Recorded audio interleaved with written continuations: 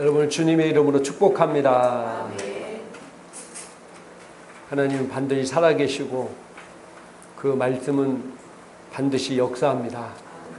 오늘 예배를 통해서 하나님께서 여러분에게 놀라운 말씀을 주실 때 그 말씀을 믿음으로 잘 받아들이시고 그 말씀이 여러분 삶 가운데 역사할 수 있도록 기도하는 성도가 되기를 주님의 이름으로 축복합니다.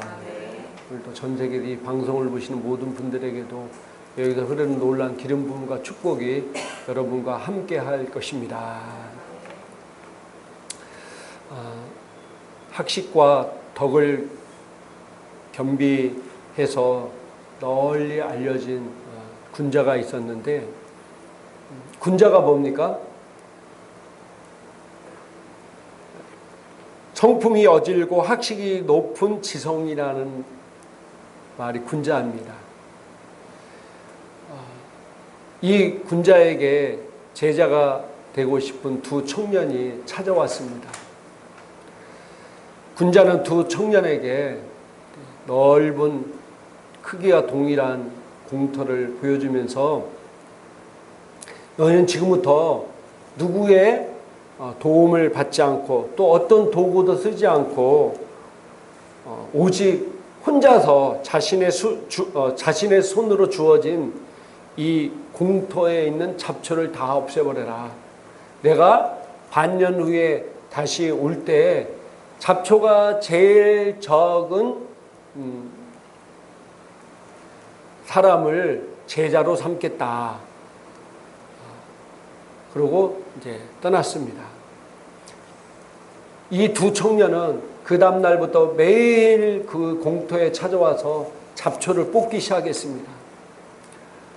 우리가 잘 알다시피 잡초는 뽑으면서 뒤돌아보면은 나는 게 잡초잖아요. 끊임없이 뽑고 뽑았는데도 또 계속해서 잡초가 생기는 것입니다. 반년 후에 이 군자가 두 청년의 공터를 찾아왔습니다. 한 청년의 공터를 찾아가니까 아직도 뽑지 못한 잡초들이 많이 있었습니다. 그리고 다른 청년의 공터를 찾아가니까 그 공터에는 곡식 이삭이 가득했습니다. 이 청년은 잡초 대신에 곡식을 심었습니다.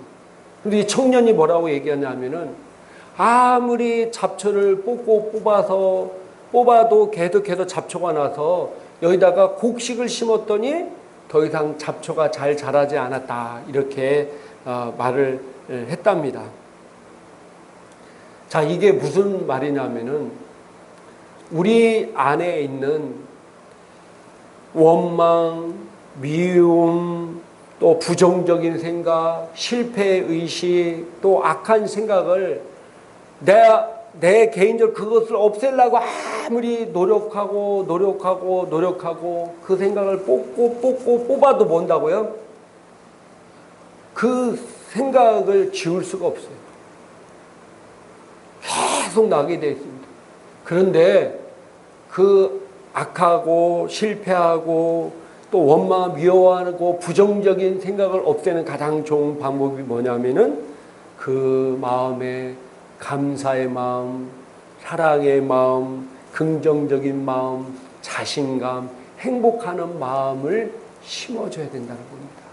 그러면은 자연스럽게 부정적이고 악한 것들이 사라진다는 것입니다. 제가 재정적인 부유를 위해서 제일 처음에 한 것이 우리가 가장 중요한 게 뭐냐면은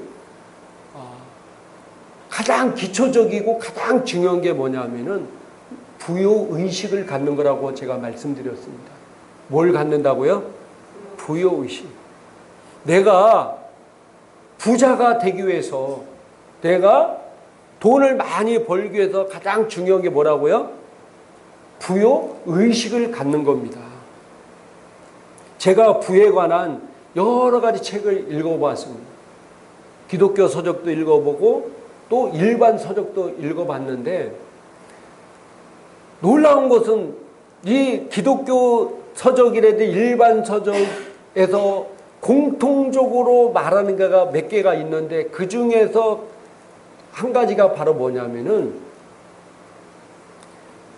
의식을 바꾸는 겁니다.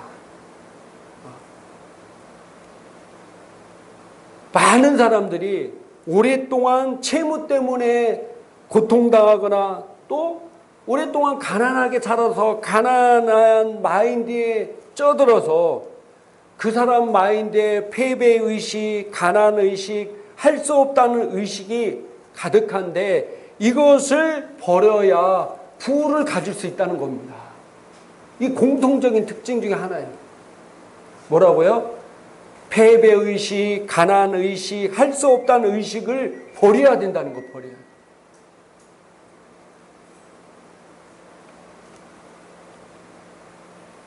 우리도 모르게 가난하게 생활하는 사람은요, 자기 자신의 가난한 마인드가 있어요. 목사님들도 개척교회 오래 생활하다 보면은 자신도 모르게 가난한 의식이 그를 자로잡고 있어요. 그래서 어느 뭐 설립 예배 같은 데 가면은 답례품으로 뭐를 하나씩 줘요. 하나씩 주면 하나만 받아오면 되는데 받은 거 숨기고 가서 또 줄 서서 또 받아. 이게 가난한 의식이에요. 그게 알뜰한 것도 아니에요. 원래 거기는 온 사람들에게 한 사람이 하나씩 주기로 돼 있잖아요. 근데 그걸 받고 안 받은 것처럼 몰래 다시 줄 서서 하나를 더 받아가는 거예요. 그 목사님이 목사님 오셨으니까 제가 2개 드릴게요. 받는 건 상관없어요. 근데 안 받은 것처럼 가서 또 하나 더 달라고 어떤 사람은 막 5-6개를 더 받아오는 사람들이 있어요. 이게 가난한 의식입니다. 또 우리가 어떤 모임에 선물을 받을 때 여러 사람이 골고루 나눠줘야 되는데 자기가 제일 먼저 좋은 걸 먼저 차지하려는 것도 가난한 의식입니다. 부한 의식은요, 다른 사람에게 좋은 걸 먼저 주고 자기가 좋지 않은 걸 갖는 게 부한 의식이에요. 왜? 나는 부유하기 때문에. 그잖아요. 나는 부유한 자이기 때문에 그렇게 해야 돼. 물론 우리가 어떤 물건을 고를 때는 내 돈을 주고 물건을 고를 때는 뭐 해야 돼요? 좋은 걸 고르는 건 당연하겠죠. 근데 여기 있는데 누가 여러분들에게 선물을 여기다 줬어요. 10개를 갖다 놨어요. 그러면은 내가 먼저 고를 때 어떻게 해야 돼요? 내가 좋은 걸 고르면 다른 사람은 안 좋은 걸 가질 수 있잖아요. 그러니까 내가 제일 먼저 안 좋은 걸 고른 사람이 부유한 의식을 갖고 있는 사람이에요. 교회에서 이런 것 때문에 시험 들고 교회도 이런 것 때문에 싸움 나는 거 여러분 아십니까? 시험 들어요. 새성도 왔는데 교회 집사님들이 좋은 거 자기들이 막 챙겨가고 새성도는 흐른 거 안 좋은 거 하면 시험 들어. 그것 때문에. 그럴 때는 자기가 제일 안 좋은 거고 새성도에게 제일 좋은 걸 할 때 이게 이 교회가 사랑 있는 교회구나 이렇게 생각한다는 거예요. 또 패배의식. 또 할 수 없다는, 왜? 너무나 채무 때문에 고통을 너무 오래 당해서 별의별 할 일을 다 했지만 안 되기 때문에 할 수 없다는 의식이 그렇게. 이 의식을 바꾸지 않고는 절대로 부를 가질 수 없다는 게 공통적인 특징입니다.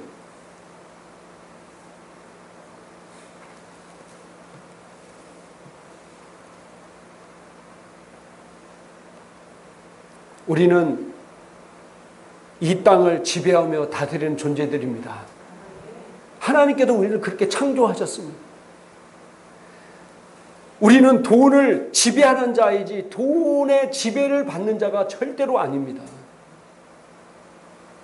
내가 지금까지 돈 때문에 너무 힘들고 어렵다고 했을지라도 지금부터 내 의식을 나는 돈의 지배를 받는 자가 아니라 돈을 지배하는 자로 나는 창조되었다는 것을 그런 의식으로 바꿔야 된다는 거예요.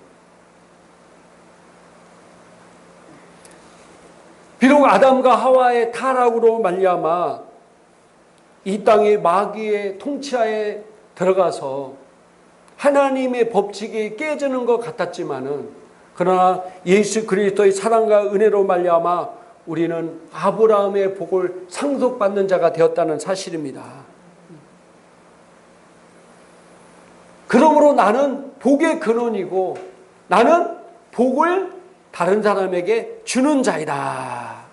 자, 창세기 12장 3절 우리 한번 나의 존재가 어떤 존재인지 한번 보도록 하겠습니다. 읽겠습니다. 너를 축복하는 자에게는 내가 복을 내리고 너를 저주하는 자에게는 내가 저주하리니 땅의 모든 족속이 너로 말미암아 복을 얻을 것이라 하신지라. 아멘.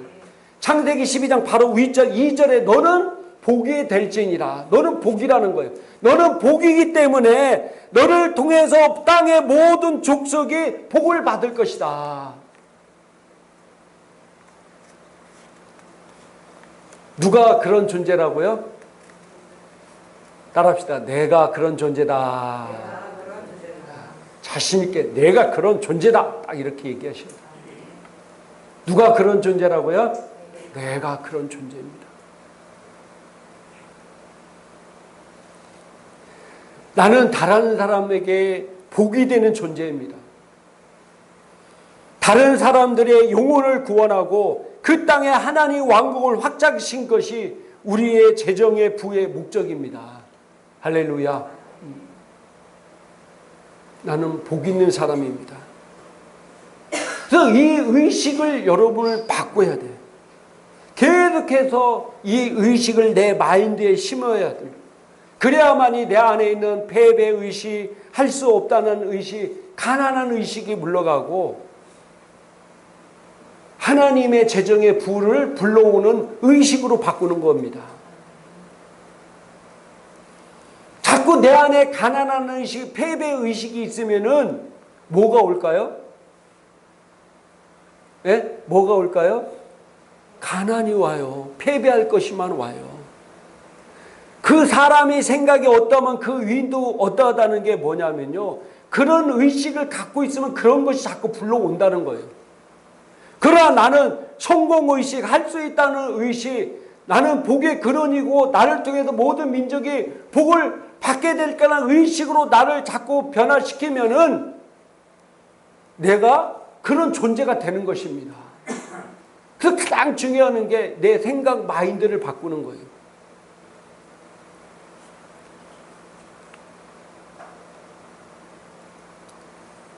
그리고 제가 지난주에 설교하던 심어야 된다.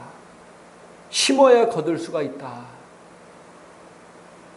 라고 말씀을 드렸습니다.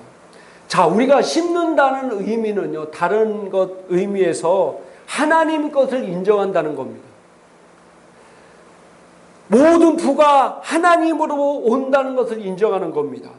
내가 11조를 드리고 하나님께 헌금을 드리는 것은 이 세상의 모든 것이 하나님의 소유인 것을 인정하는 것입니다.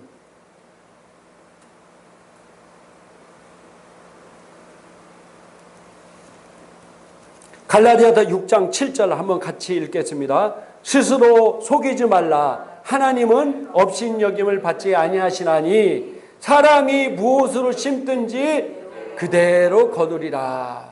그럼 6장 10절에 그러므로 우리는 귀에 있는 대로 모든 이에게 착한 일을 하되 더욱 믿음의 가정들에게 할지니라. 아멘. 심어야 돼요. 하나님 앞에 심어야 되고 또 내 주변에 있는 사람들에게 심어야 합니다.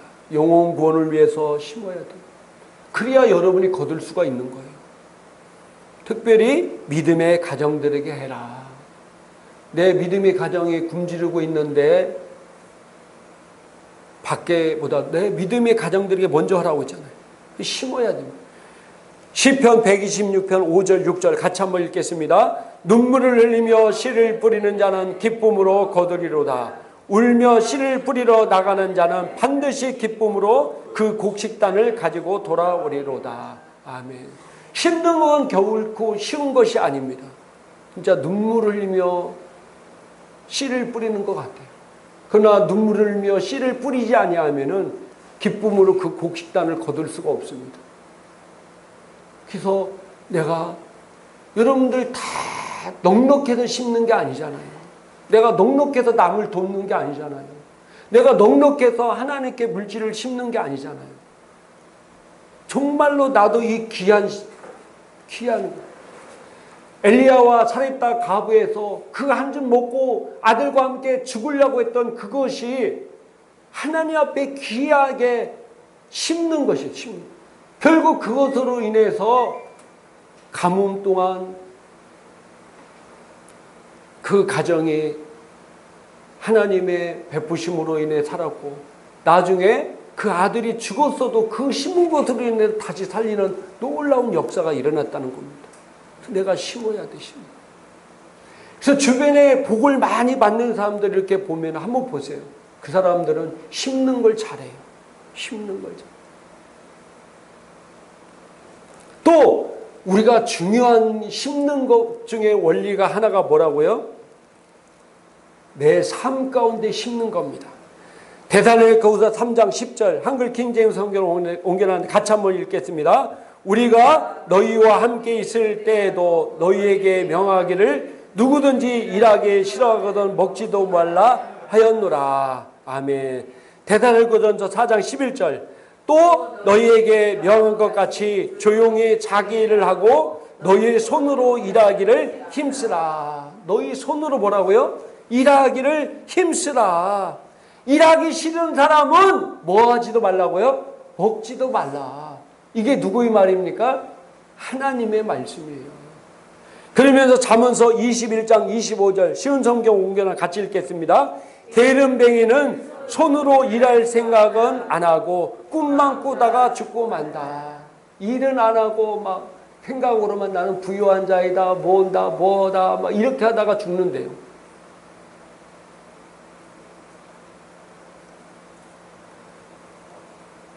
내 삶 가운데 투자를 해야 돼, 투자. 일을 하고 투자를 해야 돼. 창세기 2장 15절 한번 같이 읽겠습니다. 여호와 하나님이 그 사람을 이끌어 에덴 동산에 두어 그것을 경작하며 지키게 하시고. 아멘. 자, 창세기 2장 15절 내용은 타락 전에 하신 말씀입니까? 타락 후에 하신 말씀입니까?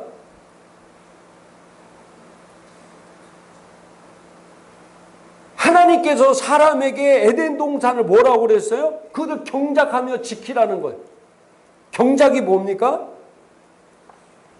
제가 한글 사전을 찾아놨어요. 여러분 힘들까 봐. 우리 학생들이 있으니까. 땅을 갈아 곡식이나 채소 따위를 심어서 가꾸는 게 경작이란 뜻입니다. 근데 사람이 일하는 것을 생각하면 사람들이 잘못 생각하기를 타락 이후에 하나님께서 인간에게 징계 때문에 일했다고 생각하는데 그게 아니에요. 이건 타락 전이에요. 타락 전에 하나님께서 에덴 동산을 천사들 보고 너희들을 가꿔라 한 게 아니라 누구에게 경작하라고 했다고요? 사람에게 경작하라고 한 거예요. 사람에게. 우리가 생산 과정에 참여하지 않는다면 그 복은 우리에게 유익이 되지 못합니다. 뭔가 일확천금을 누려서 뭔가 돈을 얻으면 그게 사람에게 복이 될 것 같아도 대부분의 사람들에게 일확천금은 있지도 않지만은 설사 그것이 온다 할지라도 그 사람에게 복이 되는 경우가 거의 없습니다. 왜? 하나님의 창조의 섭리는 땀을 흘려서 벌게 돼 있어요. 이 경작하는 말이 땀 안 흘리고 경작할 수 있겠어요?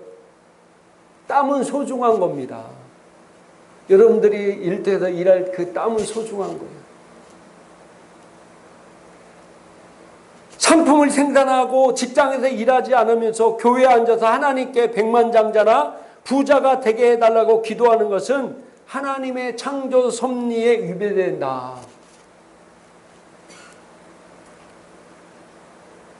생산 과정 없이 재물의 기적을 위해 기도한다면 그것은 복을 구하는 것이 아니라 탐욕을 드러내는 것이다. 그래서 성경은 단순히 하늘로부터 복이 쏟아지기만을 바라는 게으른 사람보다 부지런히 일하는 사람에게 복을 주신다고 말씀하셨습니다. 기회도 그런 사람들에게 오는 거예요. 하나님은요, 아무에게나 우연이라는 것을 통해 복을 주시지 않습니다. 자, 우리 성경에 보면은 롯이라는 사람이 나옵니다. 여자, 우리 성경 룻기에 보면은 롯이 어떤 사람이었습니까?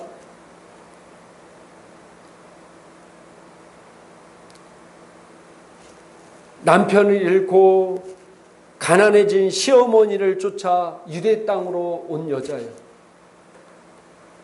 왔지만은 남의 밭에서 곡식을 주워다가 시어머니를 공경하는 처지에 있는 여자였습니다. 남편도 죽었죠. 또 시어머니도 다 가난해졌죠. 그래서 다시 유대 땅으로 왔지만 거기서도 먹을 것이 별로 없어서 남의 땅 가서 곡식 떨어진 거 주워다가 시어머니를 공경하는 그런 여자였습니다.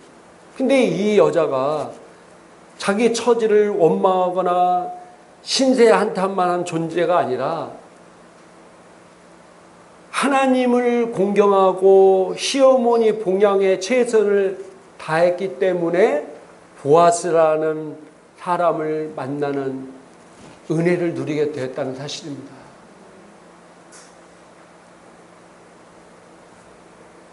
결국 이 보아스와 룻을 통해서 그 후손이 누가 탄생합니까? 예수님이 탄생하는 놀라운 축복을 받았어요.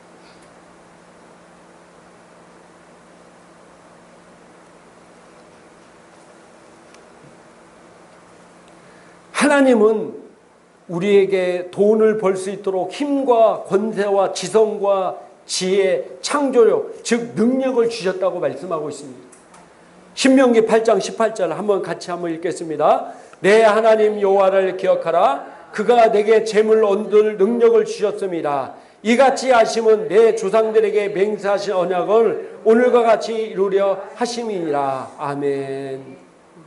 네게 재물 얻을 능력을 주었다는 거예요. 이것은 네 조상들에게, 아브라함에게 또 후손들에게 약속하신 것을 이루려고 우리에게 재물 얻을 능력을 주셨다는 거예요. 그러니까 아무런 일을 안 하면 아무런 재물을 능력이 없어요. 내가 어느 곳에든, 그게 어떤 사람은 뭐 큰 기업을 할 수도 있고, 어떤 사람은 조그만 중소기업을 할 수 있고, 어떤 사람은 조그만 직장을 다닐 수 있고, 어떤 사람은 조그만 일이라도 할 수 있지. 하지만 그 크기와 어떤 것과 상관없이 내가 어느 곳에서 내가 최선을 다할 때 하나님께서 그곳 가운데서 재물을 얻을 능력을 주셨다는 겁니다. 내 상황이 형편이 돼서 나는 아무것도 안 하고 가만히 있는 자에게 하나님은 뭐라고 말씀하셨냐면은 이 무익한 종을 바깥 어두운 데로 내쫓으라. 거기서 슬피 울며 이를 갈미 있으리라. 우리가 달란트 비유나 열무나 비유에서 아무것도 안 하고 그대로 있던 자들에게 하나님께서 동일하게 하신 말씀입니다. 이 무익한 종, 악하고 이 무익한 종이라고 얘기하고 있어요. 하나님은 한 달란트 받고 2달란트를 받고 5달란트 받고 이게 중요한 게 아니었어요. 그 받은 걸 갖고 내가 어떻게 했느냐가 하나님 보시는 관점이었다는 사실입니다.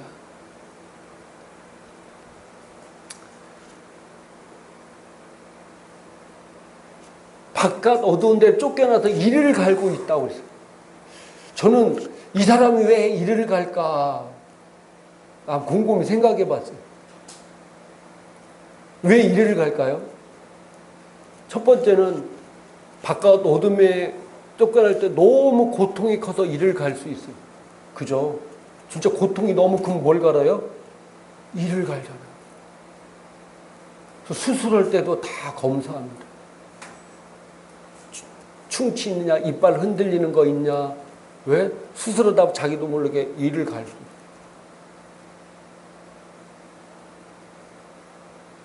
틀니는 다 빼게 하고. 수술할 때 그래. 두 번째는 왜 이를 갈까요? 저희 곰곰이 제가 말씀을 보면 생각해 본 게 뭐냐면은 후회하기 때문에 이를 가는 거예요. 후회하기 때문에. 여러분들 막 내가 이거 했으면 그때 이렇게만 했으면 막 돈 엄청나게 벌을 텐데 막 힘들 때 막 그 생각할 때마다 뭐예요? 예, 막 후회하면서 하면서 나도 모르게 후회가 너무 크다는 거예요. 내가 그때 뭘걸 왜 내가 하나님 말씀 안 듣고 왜 안 했을까? 막 그게 후회가 얼마나 크면 이를 갈겠어요. 진짜 이를 갈아요. 남을 미워해서만 이를 가는 게 아니라 너무 고통이 커도 이를 갈고요. 후회가 너무 커도 이를 갈아요. 그러니 얼마나 후회가 크면 이를 갈까요? 자, 우리 학생들 여기 많은데 학생들 여기 보세요. 학생들에게 우리 학생들은 우리 교회의 미래고 한국교회의 꿈입니다. 할렐루야. 여러분들 돈 많이 벌고 싶죠?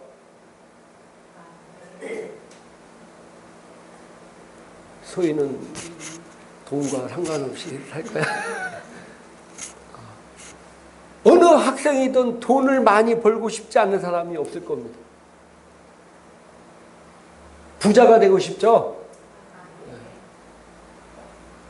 그럼 여러분들 어떻게 돈을 벌까요? 승민이 어떻게 돈을 벌까요? 묵상하고 있다 해서 돈이 생기는 게 아니야. 어떻게 돈을 벌까요? 지금 저 학생이니까 그런 생각 안 해봤어요. 이렇게 얘기할 수도 있어요. 그런데 중요한 것은요, 돈에 대한 지금의 여러분의 생각과 태도와 습관이 여러분의 미래를 결정한다는 사실입니다. 잘 보세요, 우리 학생들. 나는 지금 학생이니까 돈을 어떻게 벌지 잘 몰라요. 이렇게 얘기할 수 있지만, 그러나 지금 여러분의 돈에 대한 태도와 습관과 생각이 여러분의 미래를 결정하는 거예요. 여러분이 커서 직장 다녀 돈을 벌을 때 그때 여러분의 미래가 결정되는 게 아니라 지금 여러분의 돈에 대한 어떤 태도와 습관과 행동이 여러분의 미래를 결정한다니까요. 그래서 우리나라 유명한 속담이 있어요. 그 속담이 뭘까요? 3살 버릇 80까지 간다. 지금 여러분이 돈에 대해서 어떤 생각을 갖고 있고 돈에 대한 어떤 습관을 가지냐가 지금은 여러분은 뭐 부모님이 주는 용돈, 알바에서 받는 돈, 조그마한 돈을 쓰는 것 같지만은 그 생각과 돈에 대한 그 생각과 습관이 결국은 여러분의 나중에 직장 내에 돈 많이 번다, 돈이 많이 모이는 게 아니거든요.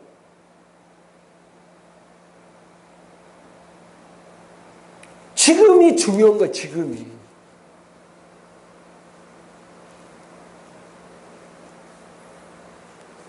그래서 지금부터 준비해야 됩니다. 그래야 나중에 더 크게 쓰임받을 수 있습니다. 할렐루야. 목사님, 저 용돈 한 달에 몇만 원 받아서 한 달 쓰기도 바빠요. 항상 적자예요.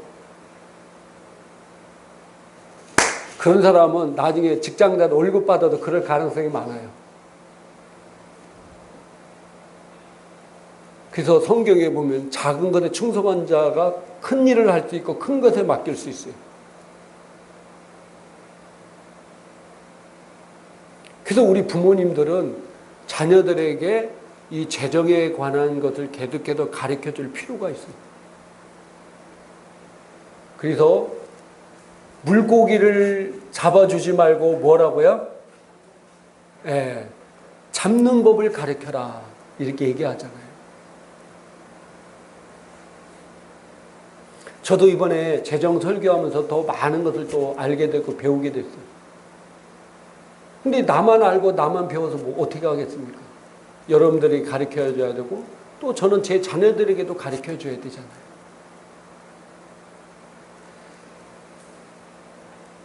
우리가 재정의 부를 이루기 위해서 가장 중요한 것 중에 하나가 바로 오늘 3번째 시간이 뭐냐면 빚을 지지 마라. 따라합시다. 빚을 지지 말자. 누구의 말입니까? 제 말이 아니라 누구의 말이에요? 하나님의 말씀이에요. 근데 현대 사회에 살면서 사람이 빚을 지지 않고 살 수 없는 시대에 살고 있어, 우리가. 진짜로. 대표적인 게 뭐냐면 신용카드. 여러분, 내가 카드 결제하면 내 돈이 현금에 쑥 나가는 게 아니잖아요. 한 달 동안 내가 그 빚을 지고 있는 거예요. 내 현금 있는 걸 쓰지 않으니까 나도 모르게 막 카드를 막 긁어요. 그 다음에 집을 살 때 담보 대출을 받아야 되고, 사실 통신요금도 뭐 전기요금 이런 것도 사실은 내가 오늘 뭐 5kg 떴다고 5kg 돈 내는 게 아니잖아요. 한 달 뒤에 모았다가 그 내잖아요. 그러니까 한 달 동안 쓰는 게 빚인 거예요, 사실은. 그러니까 현대 사회에서는 빚 지지 않고는 살 수가 없는 시대가 왔어요.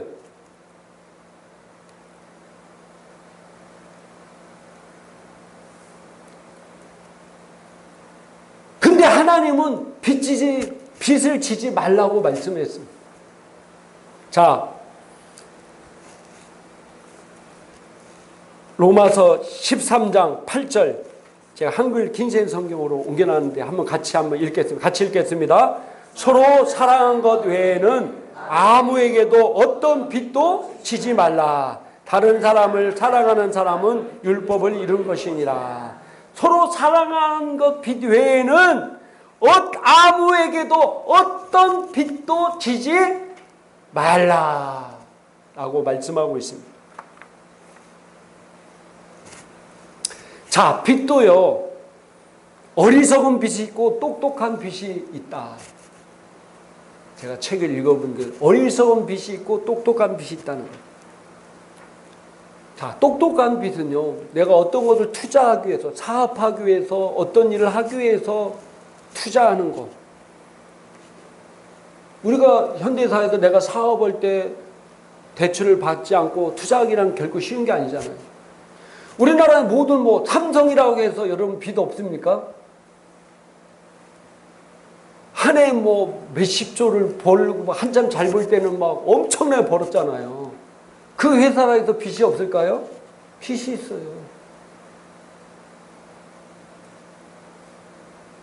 그러니까 내가 어떤 투자, 그것도 이제 우리가 깊이 들어가면 조심해 하지 말아야 될 거, 괜히 어떤 사람은 막 투자를 확장기다가 쫄딱 망하는 사람 많잖아요.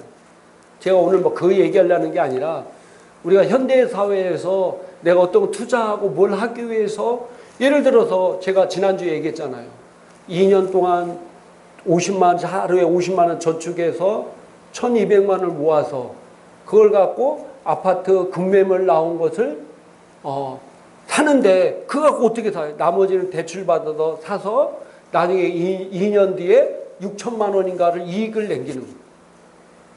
은행 이자 다 빼고도 6천만 원을, 이건 지혜로운 투자잖아요. 그죠? 투자잖아요.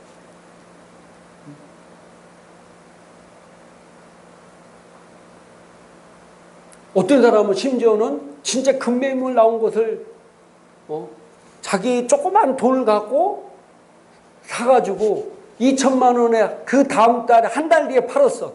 그 은행 이자 들어갈 것도 별로 없어. 그래서 2천만 원을 남긴 거예요. 아파트 가도 급매물 나오는 거 1,000만 원, 2천만 원 싸게 나오는 것도 있거든요. 그 정보를 빨리 듣는 게 중요하죠. 그래서 세금 반 떼고 한 달 만에 1,000만 원을 남긴 거예요. 원래 2천만 원 버는 건데 우리나라는 내가 2년 동안 안 살면 세금을 많이 떼잖아요. 여러분 한 달에 1,000만 원. 많지. 이렇게 이런 거. 근데 어리석은 빚이 있어. 어리석은 빚. 그게 바로 뭐냐면은 소비를 위해서 빚을 지는 것은 위험하다는 거예요. 자동차를 구입한다든지 가구를, 또 텔레비전, 여행을 위해서 빚을 지는 사람, 또 어떤 사람은 결혼을 위해서 가구나 전자제품을 구입할 때 다 빚으로 사는 사람들. 이게 위험한 빚이라는 거예요. 위험한 빚.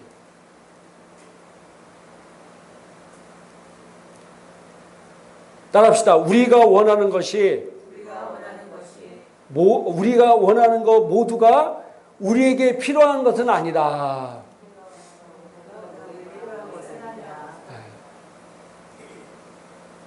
소비를 위한 빚은요, 제살 깎아먹기에 불과하며 의욕과 에너지를 앗아가 결국엔 헤어날 수 없는 악순환에 빠지게 한다.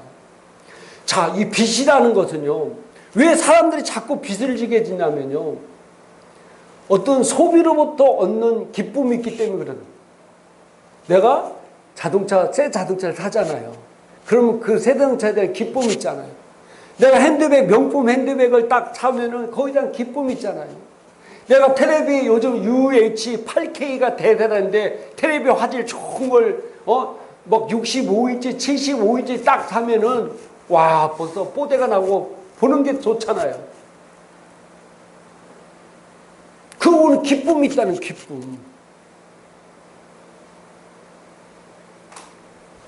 그것 때문에 자꾸 뇌가 그 기쁨을 얻기 위해서 자꾸 빚을 얻게 된다는 겁니다. 근데 이 빚은요, 사람에게 어떤 영향을 미치냐면요, 빚이 쌓이면은 결국 사람이 의욕이 없어진다는 거예요. 뭐가 없어진다고요? 의욕이 없어져. 예를 들어서 내가 나이가 50이고 60이 있는데 다 빚하고 플러스 마이너스 지금까지 진짜 애쓰고 힘쓰고 애쓰고 막 살았는데 나이가 한 50, 60 돼서 플러스 마이너스 막 이렇게 해보니까 남는 게 없어. 그럼 사람이 어떨까요? 좌절과 낭망이 돼. 빚이 이래요. 의욕을 잃어버리게. 자신감을 상실하게 만드는, 자신감을 상실하게.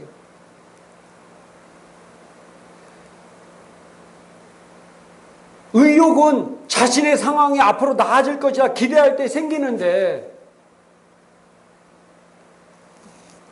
보니까 철 나을 게 없고, 그러니까 의욕이 상실돼, 자신감이 상실되고 절망하게 되고 낙심하게 되고.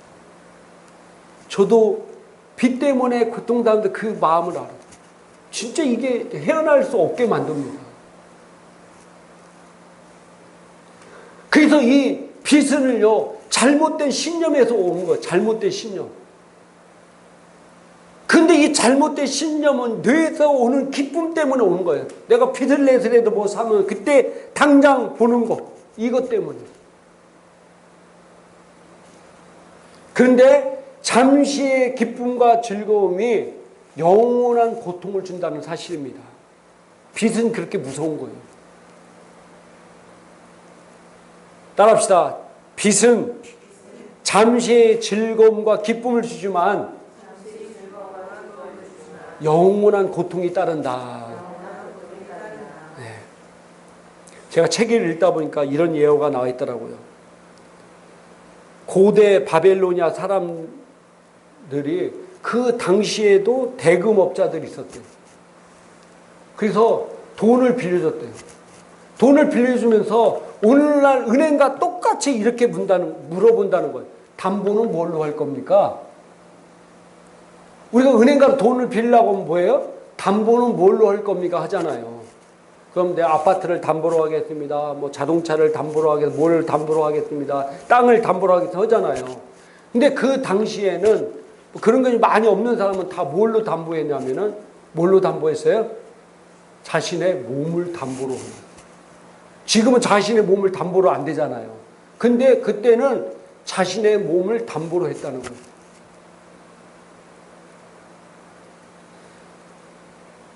그 당시에 흔한 게 자신의 몸을 담보로 해서 대금업자에게 돈을 빌렸다는 거예요. 대금업자도 확실한 담보가 있으니까 그 돈을 빌려주는 거예요. 그런데 돈을 이제 갚을 수 없는 사람, 처지가 된 사람은 결국 자신의 몸을 담보로 세웠기 때문에 다 노예로 팔려가는 거예요. 노예로 팔려가는 거예요. 오늘날 내가 돈을 못 갚으면 담보로 했던 것이 경매로 넘어가듯이 내 몸을 담보로 했기 때문에 내 몸을 경매로 넘겨서 노예로 팔아버리는 거예요. 당시에 일단 노예가 되면은 열의 9은 길바닥 인생에서 끝났다는 거예요. 이 바벨론 그 성벽은 그 고대 당시에 7대 불가의 사이에 속했던 바벨로니아 성벽이 있는데 7대 불가 사이에 속했는데 이 성벽은 누가 건설했냐면은 노예들이 건설했다는 거예요. 근데 이 노예들은 전쟁 포로에서 잡혀온 노예들이 있었지만은 거의 대부분 3분의 2가 어떤 사람이냐면은 대부분 빚 때문에 자유를 잃고 노예로 팔려온 바벨론 사람들이었다는 거예요. 이들은 태양에 무자비한 내리쬐는 떼약볕에서 벽돌을 날랐는데 이 일이 얼마나 고되고 힘들었던지 노예들의 평균 생존율이 3년밖에 안 됐다는 거예요. 3년 만에 대부분 아무리 건강하고 젊은 사람도 3년 거의 되면 다 죽었다는 거예요. 근데 놀랍고 신기한 것은요, 바벨로니아 사람들이 그 모습을 보면서도 계속해서 뭘 얻었다는 거예요? 빚을 얻었다는 거예요. 빚을 얻었다. 오늘날 똑같죠. 빚 때문에 파산하고 망하는 사람 수없이 주변에 많이 있는데도 불구하고 나도 필요하면 뭘 얻어요? 빚을 얻잖아요.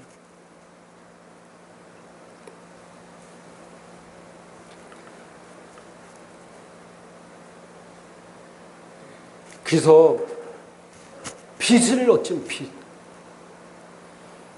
우리가 빚하면 뭐 아파트로도 그렇게보다도 이 카드, 특별히 여기서 공통적으로 특징이 얘기하는데 빚이 있을 때에는 카드를 다 잘라버리라. 그리고 어떤 물건을 살 때 이 물건이 없어서는 안 될 물건인가. 물론 다 필요하니까 사죠. 어떤 물건도 필요 없는 거 사는 경우는 거의 없잖아요. 근데 정말로 돈을 벌여야 할 사람은 이 물건이 정말로 꼭 필요한 건가? 필요하긴 하지만 꼭 필요한 거냐? 그것만 사라는 거예요. 저도 이 말씀을 준비하면서 참 반성이 가는 게 너무 많았어요. 필요하지만은 꼭 필요한 건 아닌 게 많았거든요. 그래야 돈을 모을 수 있다는 거예요. 자유가 뭡니까? 자유. 원하는 것을 내 마음대로 하는 게 자유입니까?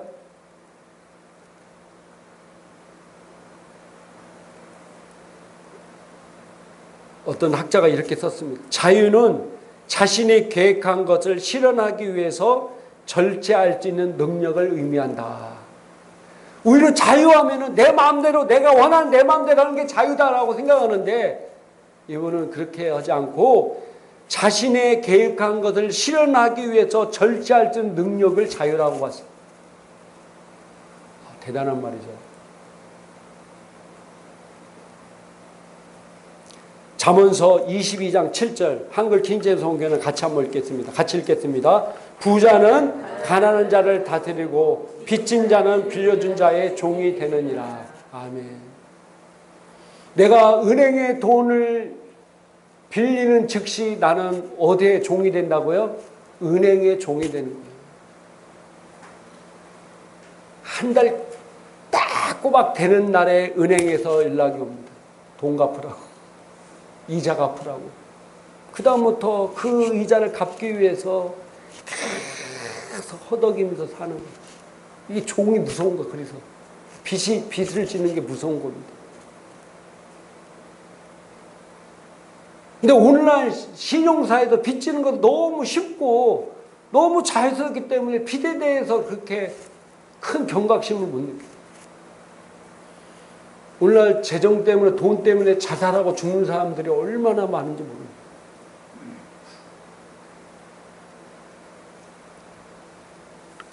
성경에도 보면요, 빚 때문에 고통당한 사람이 많이 있었어요. 자, 대표적으로 왕하 4장 1절 참 같이 한번 읽겠습니다. 선지자의 제자들 아내 중에 한 여인이 엘리사에게 부르짖어 이르되 당신의 종 나의 남편이 이미 죽었는데 당신의 종이 여호와를 경외한 줄은 당신이 아시는 바니이다. 이제 빚준 사람이 와서 나의 두 아이를 데려다가 그의 종을 삼고자 하니이다 하니. 아멘. 여기에도 그 남편이 빚을 졌어요. 그리고 죽었어요. 못 갚으니까 뭐라고요? 그 빚준 사람이 와서 자기 두 아들을 종으로 삼으려고 그래요. 종으로. 두 아들이 노예로 팔려가게 되었다니까요. 엘리사 시대에도 그래요.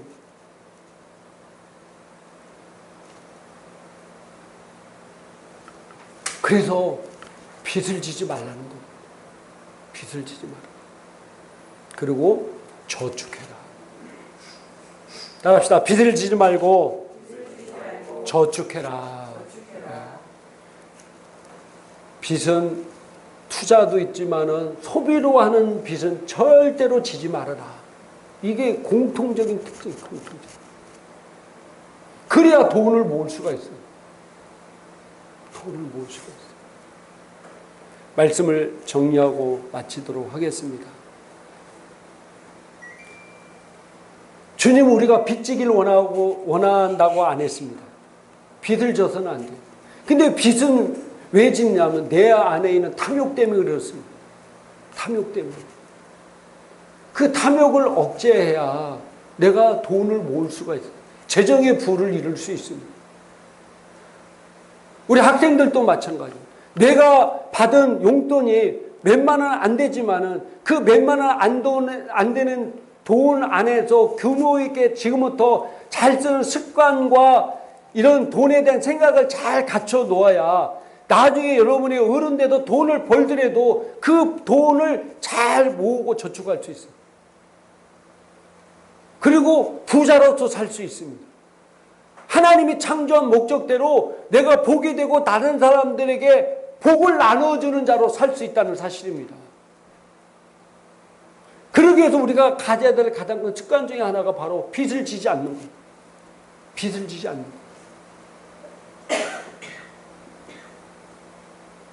빚은 탐욕 때문에 온다고 그랬어요. 내가 형편이 이런데 사지 말아야 되는데 사기 때문에 오는 문제가 더 큰 빚으로 남는 겁니다. 돈이 많은 사람이 사는 건 뭐 아무런 문제가 없죠. 돈이 없는데도 사니까 더 큰 문제가 되는 거예요. 빚지지 맙시다. 사랑의 비대에는 빚지지 맙시다. 우리 기도하겠습니다. 오늘 말씀을 생각하면서 하나님께 우리에게 재정적 부를 위해서 우리가 부유한 의식을 가져야 되고 또 심을 줄 알아야 되고 또 오늘 세 번째로 빚을 지지 말라고 말씀하고 있습니다. 빚은 거의 대부분 탐욕에서 오는 것입니다. 내가 사지 말아야 할 것을 사게 되고 쓰지 말아야 할 것을 내 욕심 때문에 쓰는 거죠. 그래서 내가 재정적 빚 때문에 고통당하고 노예가 되는 하나님이 창조한 목적과 전혀 다른 삶을 살게 되는 것입니다. 오늘 말씀을 통해서 은혜 받은 것 부여잡고 우리 주여 한번 외친 다음에 간절히 기도하겠습니다. 주여! 이 시간 아픈 사람은 아픈 것에 소원을 하시고 마음에 소원이 있는 사람은 가슴에 손을 얹으시 바랍니다. 하나님, 이 시간 믿음으로 아픈 곳에서 손을 얹습니다. 주님이 나를 위해 채찍이 맞음으로 나는 나음을 입었습니다. 그러므로 지금 내 몸 안에 있는 진료는 내 몸에 있을 수 없음을 선포합니다. 하늘과 땅과 땅 아래 모든 일을 무릎 꿇게 하신 예수의 이름으로 명하노니 내 몸에 있는 각양각색 더러운 조소많은 질병은 묶임받고 떠나가는 채다. 두통은 떠나가는 채다. 편도선은 조리받고 떠나가는 채다. 감기의 모든 바이러스는 내가 예수의 이름으로 조종하노니 묶임받고 떠나가는 채다. 두통도 떠나가는 채다. 눈의 시력은 좋아질 채다. 귀는 열릴 채다. 오장육부는 정상적으로 모든 기아들은 정상적으로 회복이 되고 정상적으로 운행할 채다. 하늘과 기득과 관절과 모든 비만은 내가 예수의 이름으로 명하노니 들어갈 것은 들어가고 나올 것은 나오고 힘줄과 또 관절은 정상적으로 회복이 될 채다. 할렐루야. 아버지 감사합니다. 내 안에 영속에 있는 이 더러운 채무의 영은 저주받고 떠나갈 채다. 빚은 저주받고 예수의 이름으로 명하노니 묶임받고 떠나갈 채다.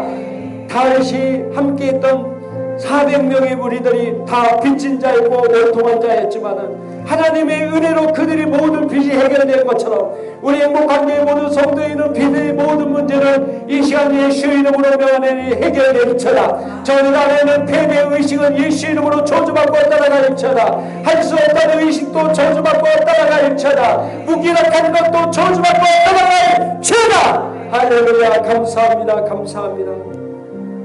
우리에게 놀라운 은혜를 주시고 우리가 복이 되게 하시고 이 복을 통해서 많은 민족에게 복이 되게 하신 주님 감사합니다. 나는 그런 존재입니다. 나는 이 땅의 모든 것을 지배하고 다스리는 존재로 창조되었음을 감사합니다. 예수님 이름으로 기도드려 싸움나이다.